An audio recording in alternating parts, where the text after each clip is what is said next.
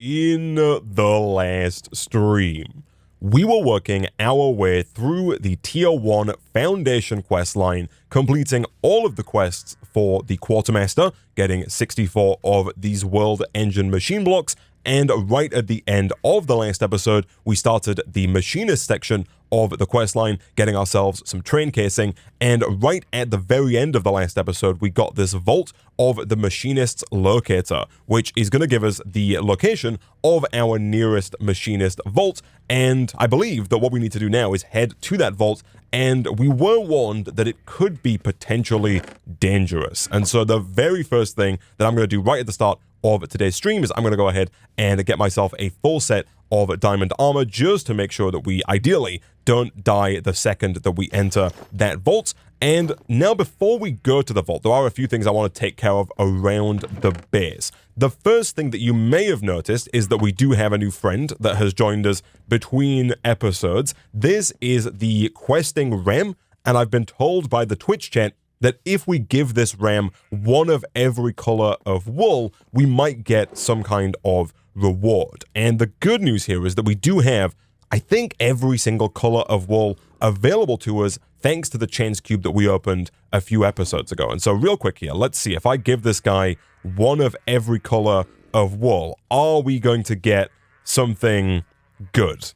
It looks like we might be missing brown wool. I think if that is the case, also yellow, purple, and red as well, that should be fine. I'm assuming we will either have it in one of these chests. If not, we might just have to go back out into the corridor where our wool spawned in, because I think there is a bit more wool out there that I didn't harvest. So if I give it purple, we need brown, yellow, and red. I think we should have all of those over here. So right over here, if we go ahead and kind of break the cobblestone, I'm hoping that there should be some more wool under the walls here that we can tap into. Unfortunately, it looks like the only one of the three that we actually have here is brown. We'll take the brown. The good news is that getting the red and yellow should not be difficult and should be very doable with a bit of bone meal. If we take the bone meal and just quickly bone meal the grass that we have back here, we should be able to very quickly get some dandelions and poppies, which are then going to allow us to craft that yellow and red wool.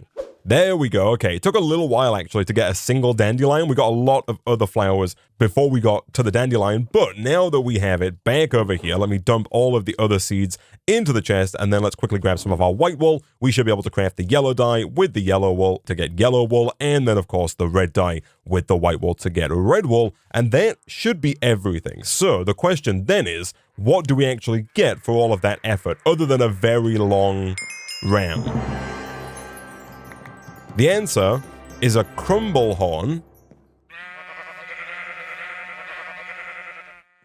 and a bundle. There we go. I think this is what we're after here. That got us a block of diamond, a block of emerald, a block of copper, a block of lapis, and a block of gold, as well as a questing ram trophy. Not necessarily resources that we need. I think we had basically all of those in abundance already, but we now have a much longer kind of rainbow ram as well, which I'm very happy to have with us in the base. You'll also notice that we have managed to get another crumbling ceiling effect as well. We could go ahead and brush all of these twice if we really wanted to get extra resources, but for now, I don't think we necessarily need to do that. And so what I am going to do, I'm going to go ahead and dump some of my resources into this chest. And one last thing that I'd like to fix before we head on out to go and do this vault here is I would like to upgrade this sophisticated chest, because as you can see, it is now completely full of resources, and all the new resources that we're getting are not being pumped in, which of course means this furnace here is not getting any fuel. And it turns out it's actually very easy to upgrade this diamond chest to hold a lot more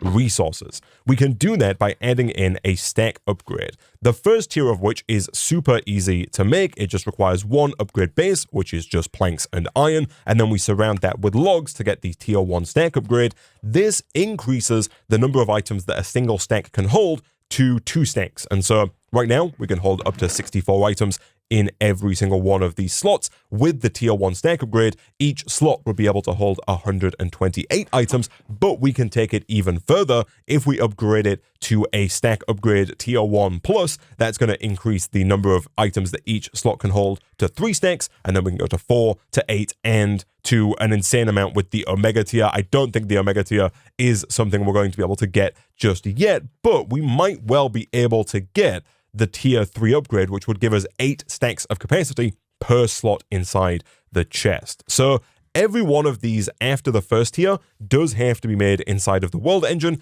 and does require a little bit of power. The good news is that we do, of course, have power being generated by our simple coal generator, which is currently sitting at just under 500,000 redstone flux. And of course, if we were to go ahead and throw down our basic energy cube right next to that simple coal generator, we can, of course, take that energy over to the world engine. And yeah, I think if we take 16 copper, 16 iron, and then 16 gold, we might be able to go all the way.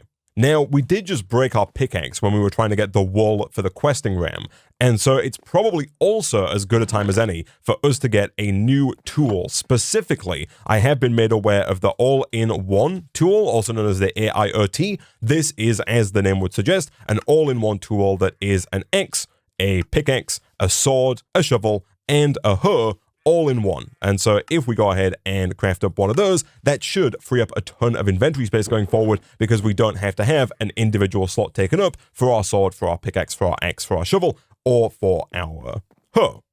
Cool. So now we'll take this, we will head on through to the world engine. Speaking of which, there is also a quest that we did not do right at the end of the last episode, and that is this quest down here. We actually have to apply these world engine machine blocks to the world engine in order to upgrade it, and there is a quest right here that says submitting the blocks required for the upgrade and claiming its reward will automatically assemble your team's world engine. Any blocks placed where an upgrade should be will be voided. So here, if we submit those world engine blocks and we claim this reward, it should go ahead and give us another cinematic here where it places down the upgrade blocks for the world engine.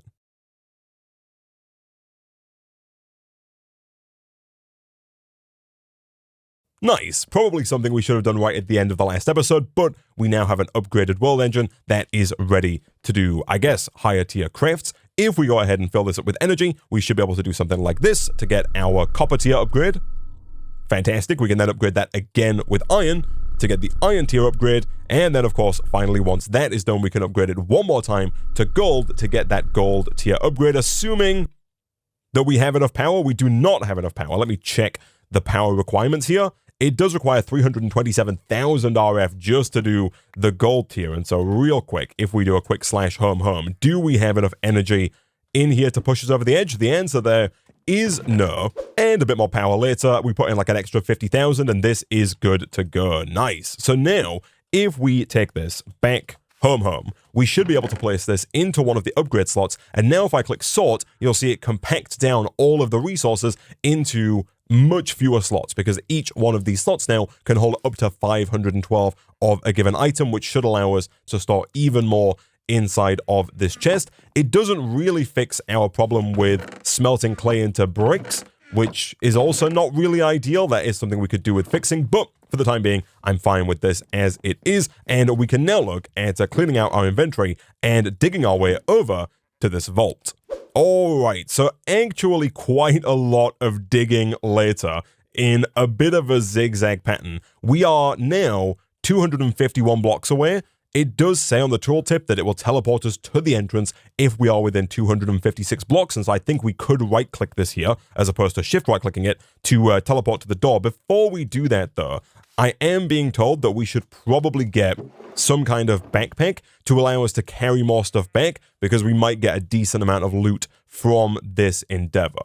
And so we do have sophisticated backpacks, which work in a very similar way and take the same upgrades as the chests from sophisticated storage. If we wanted to make a sophisticated backpack, we just need 4 string, 4 leather, and 1 chest, all of which we have. This, by default, doesn't have a ton of space, but we can go ahead and upgrade this to iron tier. We can then upgrade it to gold tier if we grab just a bit more gold out of here. And then from there, we should also be able to upgrade it fairly easily to diamond tier again if we grab just a couple of diamonds out of this chest. And also, whilst I'm at it, I am going to go ahead and repair my hammer. I did repair it before we started mining a second ago to make sure that we have enough durability on this thing to keep it going. Fantastic, because I don't want to lose the Boon of Earth 5 enchant. And so now that has a ton of extra space. And if we really wanted to, we could also look at putting one of the stack upgrades into here as well to give us even more capacity. I don't know if the stack upgrades are going to be strictly necessary here because, oh, you can't do that? Never mind, the Sophisticated Backpacks mod has different stack upgrades to the Sophisticated Storage mod, and so we would have to make this stack upgrade starter tier, which requires an upgrade base, which is doable by the looks of it, but then if we want to upgrade it, we would need 9 blocks of copper, which is also probably doable, but I think is probably not necessarily worth it at the moment, and so instead, I'm just going to go ahead and throw this into our backpack slot, and then from there, I believe we can just press B to open that backpack whenever we like. And so now, I'm going to go ahead and run all the way back to where we were just a second ago, and then see if we can teleport to the vault using the compass. Okay, so it turns out that I have misunderstood how this compass works here. I was under the impression that it was saying that we had to move 252 blocks closer in order to get to the vault, and that we were now able to teleport because we were in the 256 block range. It turns out we have to move 252 blocks closer to get within the 256 block range to actually teleport to the vault. And so we have yet more digging to do. All right, so even more mining later. We have gone real far out here. We have uncovered some new structures, which I don't believe are where we're going, but I do believe that now, if we were to shift right click with this compass, it's going to go ahead and open up a doorway to the vault. And so, yeah, we were not that far away. I guess we could have gotten here manually, but this is the vault we're at. So turn valve handles to allow fluid to flow through. Fill fluid tanks to open doors.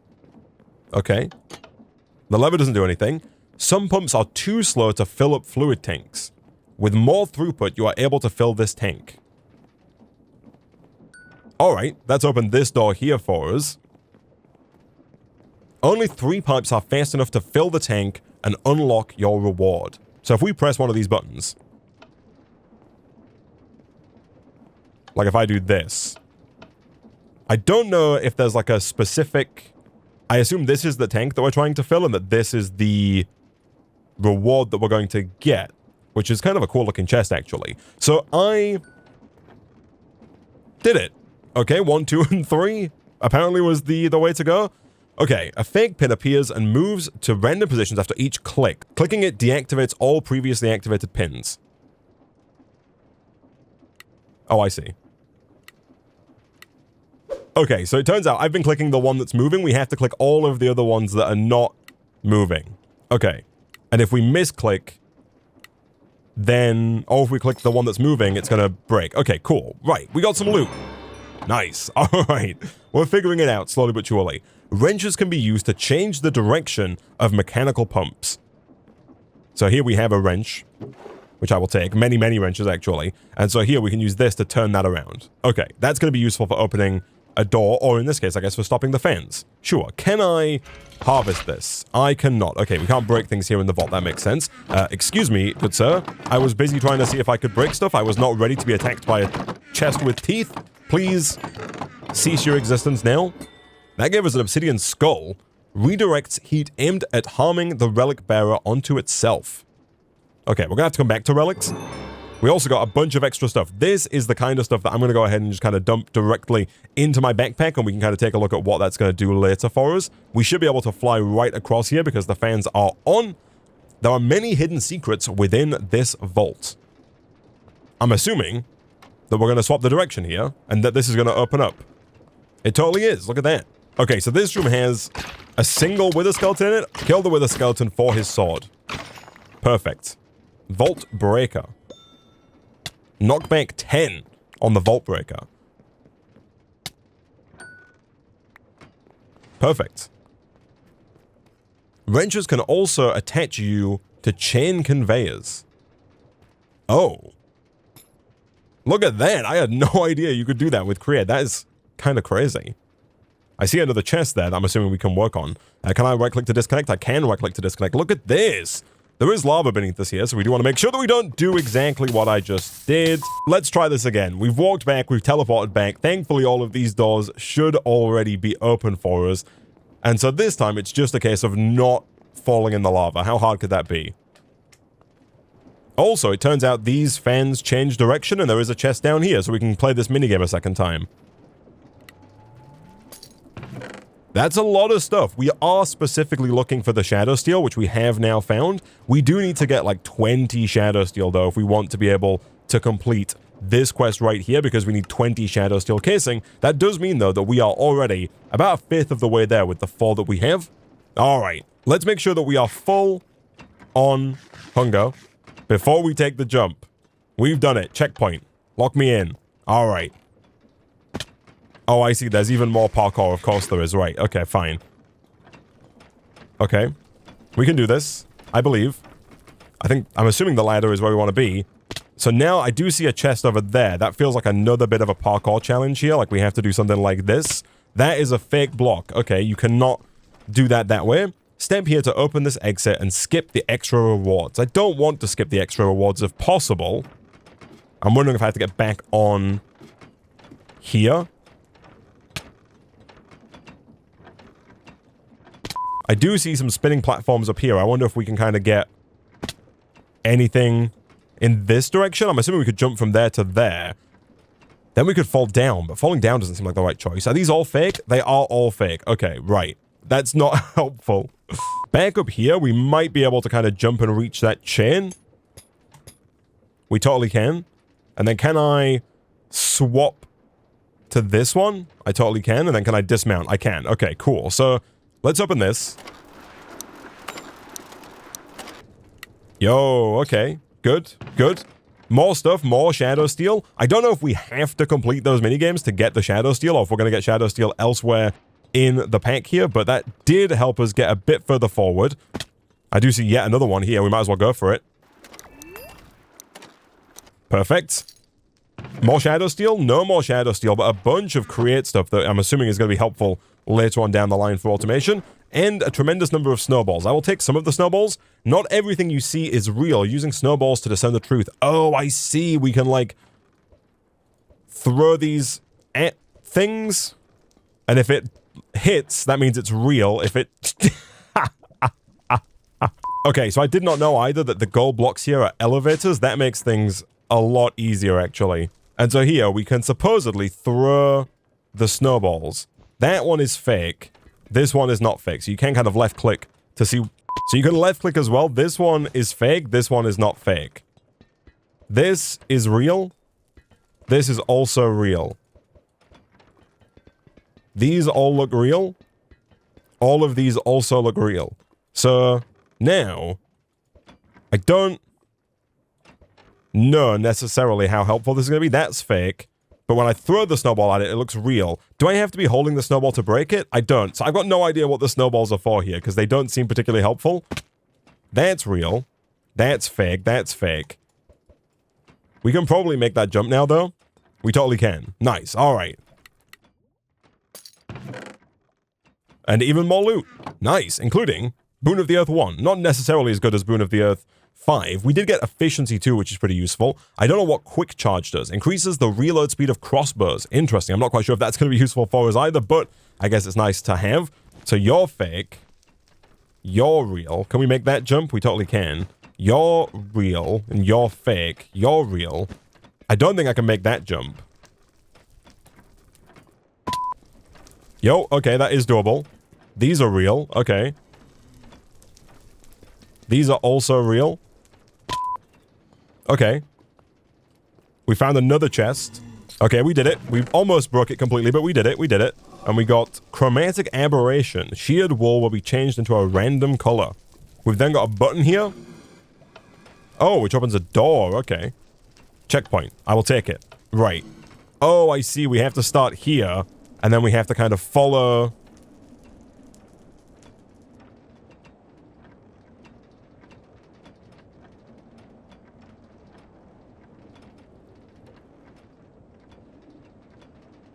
Okay, I'm not entirely certain how I did it, but we did it.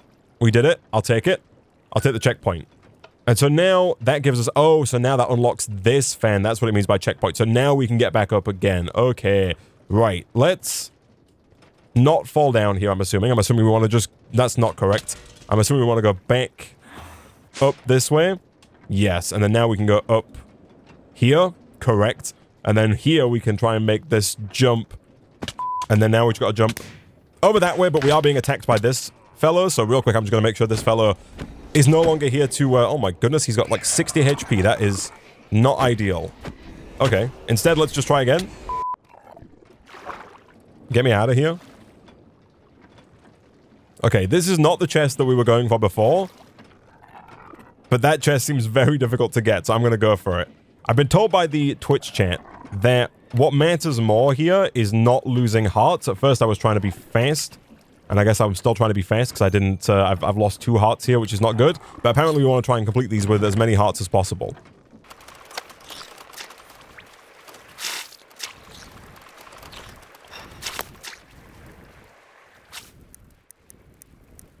Something like that.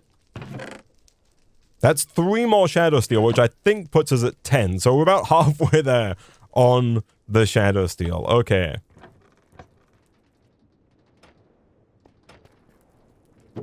Yo! We got 30 from this stash. Is that the end of the vault? Rangers can also attach you to chain conveyors. Yo, this is the start again, right? Like, this is getting us back to the beginning. And so I think we might have done it.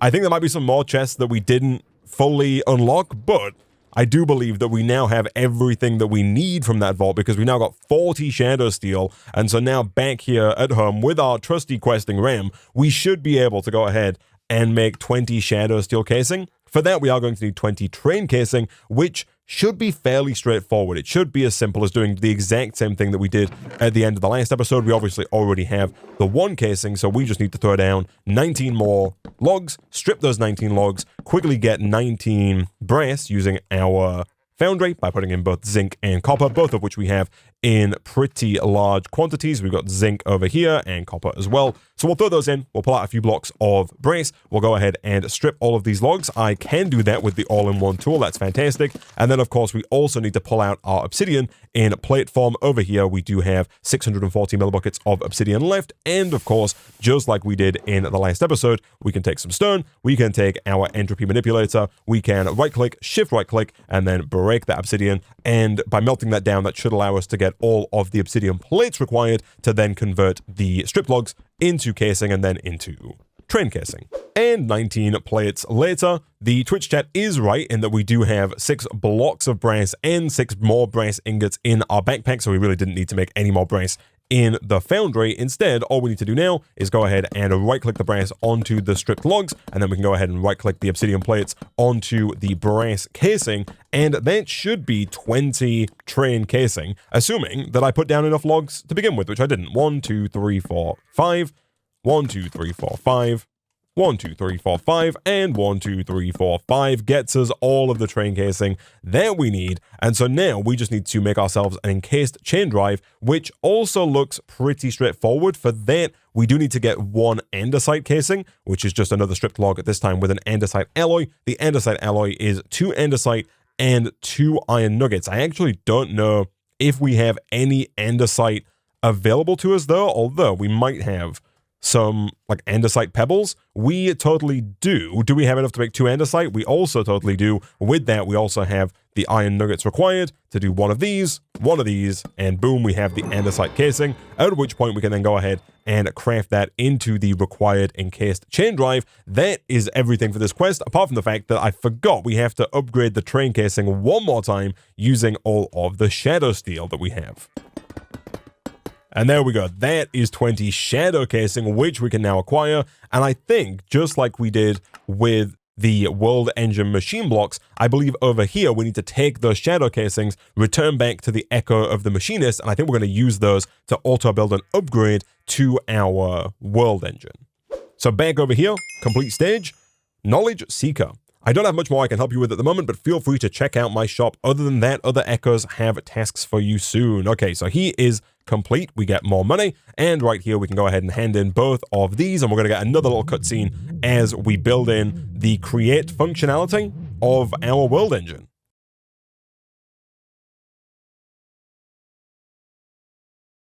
And so now, if we once again do a /home, we have but one more quest line to do. In theory, I think we could go back now and talk to the Echo of Guidance again, because we have completed the Quartermaster quest plus at least one other, but I do think it's going to be fairly straightforward for us to complete the Magician's quest line as well. The first quest here is called Magical Trees, and this wants us to get one of the 4 Archwood saplings that are from the Ars Nouveau mod, and it also wants us to then use that sapling to get an Archwood plank. It says the first task from the Magician is to unearth magical trees from the world. You should work together with an expert or master archaeologist in an unearther to dig up these magical saplings. If you're more of an explorer type, you may also find some magical resources in the Arcane Grove. Use the compass provided by the Magician to guide you. If you're planning to engage the enemies within the grove, make sure you equip at least diamond level gear. You've been warned. And then we should return to the Magician once you've completed this task. And so, for us, all we should really need to do is take one of our archaeologists, swap out the sand for some dirt, and from there we should be good to go. I'm actually not quite sure why these items are not being extracted. It's quite possibly the case that the pipes are not fast enough to keep up with how fast items are being produced,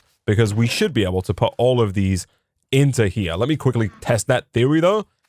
No, we have a problem somewhere.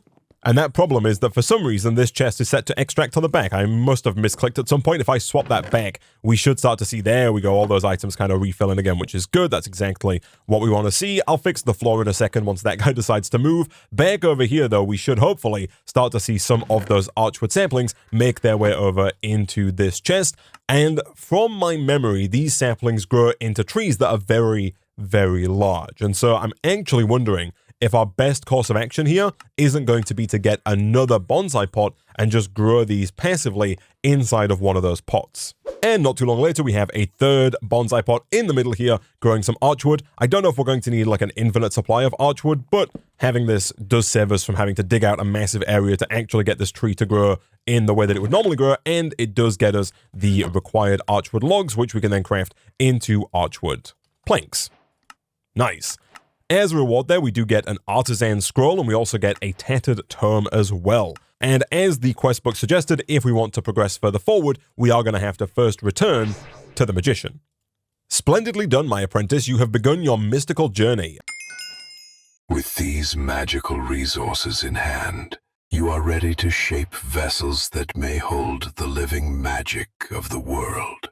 Source. Once you can gather and contain Source, the next step is to channel it into the world engine. But take heed, apprentice. Source cannot be controlled by mortal hands alone. The world engine, despite weakened, may yet grant you the means to fashion a wand that can command the flow of Source. Craft a Dominion wand, a magical conduit to command Source and guide its movement. You will also require 2 pieces of stone condensed with Source. Okay, so this wants us now to craft the Dominion wand, and that's going to allow us to pump Source into the world engine for crafts that require that Source. That seems very doable. The first step to doing that is getting an imbuement chamber, which is super straightforward. It is just gold and archwood planks, all of which we have. And then from there, I believe the idea here is that there is Source passively available in the world, and so if we were to put down the imbuement chamber and place some lapis into here, you'll see that the crafting progress begins to tick up, and once this gets to 100%, it should convert that lapis into a source gem.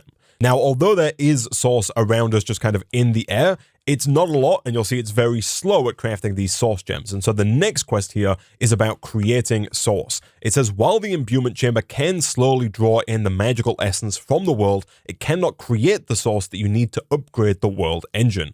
Source can be drawn from many different sources by using a source link. There are many different options, but the agronomic source link is a great starting point. So right here we have a source jar. This is kind of like a battery for Ars Nouveau that can hold source. And then we have all of the available source links. It recommends the agronomic source link, but there is also the volcanic source link, which I believe can turn fuel into source. I think either of those would work quite well for us. Once this is done, we can take it out and get another lapis going right away here, because in order to actually get this going, to make the source jar doesn't actually require any source gems at all. That is very helpful for us. It just requires some archwood slabs. We can then go ahead and craft up our first source jar. However, if we wanted to make the agronomic source link, we would need to get 1 wheat, 2 gold, and 2 source gems. And so we are indeed waiting for this one over here to finish. I do believe the whole reason that this gave us 2 hoppers is that we can probably just have a hopper on top feeding the lapis in, and then potentially a hopper out the bottom that's going to pull the source gems once they're done. And so as soon as this one's finished, we'll look at setting that up. And then from there, we should just be able to go ahead and get ourselves a Dominion wand. For that, we just need 2 more source gems, 1 gold and 1 stick. This craft doesn't require any power or any source, and so it should be fairly straightforward. Alright, I decided to go with an item pipe and a drawer here as opposed to another hopper. The hopper can work, but you have to fill the hopper with things that are not lapis to make sure that it doesn't pull the lapis out, which is not really ideal. For now though, we can go ahead and take 2 of our 3 source gems, and from there, we should be able to go ahead and craft up our agronomic source link. Nice. That completes this quest, and now, if I'm not mistaken, what we should be able to do is place down the source jar, let's say right about here, place down the agronomic source link like this, and then holding the tattered tome, it looks like we can sneak right-click. I thought that was going to take us to the entry for the agronomic source link, but I'm assuming we can just search up agronomic source link here. It says the agronomic source link generates source from crop and tree growth within 15 blocks. Bonus source is generated from magical plants such as mage blooms, sauceberries, bushes, and archwood saplings. Source will be outputted from the source link to nearby jars within a 5-block radius. Note, bone mealing crops will not grant source. And so I guess in theory, all we really need to do here is place down some dirt like this, hoe that to farmland, and then if we grab a wheat seed from here, we should be able, I'm assuming, to kind of shift, grow, and harvest just like we were doing before. Okay, it turns out that if you press V, it turns off the squat grow, and so if you accidentally press that, just press it again, it'll turn it back on. Now, if we go ahead and do this, that's going to go ahead and grow the wheat, and you'll see that every time we grow the wheat, we get some source that goes over into the jar. Anyway, now that we have access to that source, you'll see this is 2% full, we should be able to go ahead and make this wand. All we should have to do for that is make sure we have at least 1 gold on us, which we now do, and if we head on through to the world engine, we should be able to put all of this together, like so.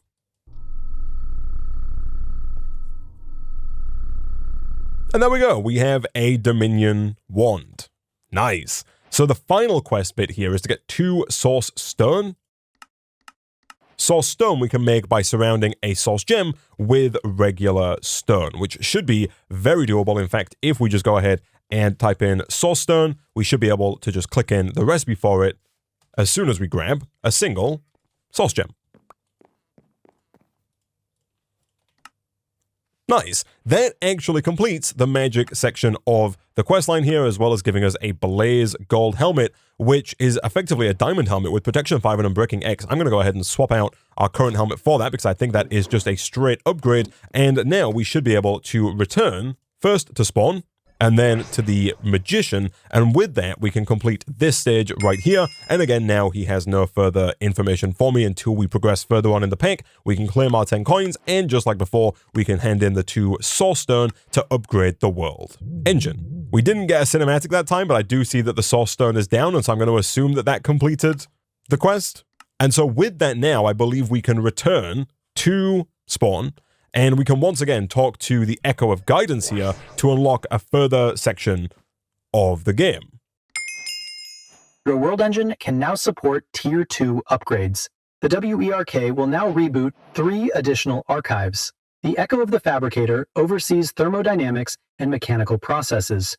The Echo of the Enchanter governs magical infusion and item enchantment. The Echo of the Wayfinder specializes in transportation and items discovered through exploration. Return once you've completed at least 2 world engine upgrades. And so I think just like before here now, if we open up our action pad here, we now have the Fabricator, the Enchanter, and the Wayfinder. We have another quest that we can complete, including an extra Unearther level, which I will take. And we have now unlocked Tier 2 Horizon with quest lines for the Fabricator, the Enchanter, and the Wayfinder. So let's go say hello to each of these guys, because I think, we have to go there manually the first time, and once we've been there manually the first time, then we can teleport to them. Okay, that makes sense. We can click on these quests here to put down waypoints that tell us where each of these guys are. So if we do every one of those and click accept, that should place down waypoints for us that tell us where each of the different guys are. For example, the Enchanter is down here. Do you too seek the power of the deep? It has been many eons since I first wove the theory of enchantment, an art still practiced to this day, and now it seems you are next in line to walk this path. May your fate be better than the nitwits who fail to control the deep and turn this realm to stone. To claim your world engine upgrade, you must follow my instructions carefully, lest the deep consume you. Begin by delving into the depths of the world, where a dark and ancient power lingers. Within its lair, you may uncover echo shards that carry the essence of the deep. Alternatively, you may encounter a certain explorer who has returned with echo shards of his own. Completing the Wayfinder's task should persuade him to trade some, if you, like many others, prefer to avoid the dangers of the deep. I definitely do prefer to avoid the dangers of the deep, so this guy wants us to acquire an echo shard. Up next, we'll go to the Fabricator. Hello, my friend. Oh, wonderful. A new person to bother me. You might have already met my younger brother, the Machinist. A real genius, that one. That's not his real name, of course, but you didn't come here for family stories, did you? I'm assuming you're after that world engine upgrade. Let's get this over with so I can go back to actively ignoring everyone. This next upgrade isn't anything spectacular. I'll be showing you how to work with thermodynamics so you can send heat into the world engine. Not as impressive as what the other echoes offer, but it's what I've got. To start, a superheating element will give you a good foundation for a resistive heater. There are other options out there if you're clever enough to figure them out, but this one will work to start things off. You're going to need a ton of power to kick this thing into high gear, so make sure your power infrastructure is up to par or you'll regret it. Craft a resistive heater. I did see there was a heat bar inside of the world engine, and so some quests are going to require that we hit a certain temperature inside of that resistive heater to actually use the world engine to craft certain items. But finally here, before we move on to any further quests, we have the Wayfinder. Well met, traveller. Are you seeking a new adventure? Or perhaps a new path in life altogether? While I cannot promise you the latter, I can point you toward a certain vault that may satisfy your adventurous spirit. Most of your journeys so far have relied on ordinary travel mediums, such as walking or running. Effective, yes, but hardly efficient. Hidden deep within the deep slate lies a vault, rumoured to contain technology capable of translocating your very atoms from one place to another in the blink of an eye. Such a discovery would be invaluable to us. And what's in it for you? Well, chronoton stars are supposedly safeguarded by a powerful being within this vault, and these are essential for upgrading your world engine. These stars may be infused with glass to create chronoton glass, a material said to bend time and space to your command. The task ahead may require a little out-of-the-box thinking. The task is to retrieve a chronoton star from the vault and craft at least 36 chronoton glass. All right, so we've talked to all 3 of these guys, and we have managed to get a lot more coins from this as well. And I'm assuming that each of these guys have other things that they sell. I did not know that we had the compact machine mod in the pack. We should definitely take a look at what these guys sell at some point, because there could be useful things here. For example, some of these gateway pearls could be useful for us if there are specific mobs that we need to kill. Apparently, we have already gone ahead and completed that quest as well, which is fantastic. But for now, I'm going to do a quick /home, and next time we'll come back and we'll look at starting this quest line. I'm assuming, much like before, that we have to complete the center one, and then maybe optionally either of the 2, but we'll probably look at trying to complete all 3 of them. Also, you'll see that we have a ton of quests that we have kind of passively completed over the course of the last few episodes. And so also real quick, what I'm going to do, I'm going to dump out most of my inventory here into this chest, and I'm going to click this button in the top right that claims every single reward that we have available to us, which includes quite a bit of stuff here, as well as some more coins. We've got 536 coins available to us, which means we should be able to buy quite a lot of what is on offer from all of those different echoes, but that, of course, is a problem for future Isaac. For now, I'm going to go ahead and wrap up this episode of StoneBlock 4 there.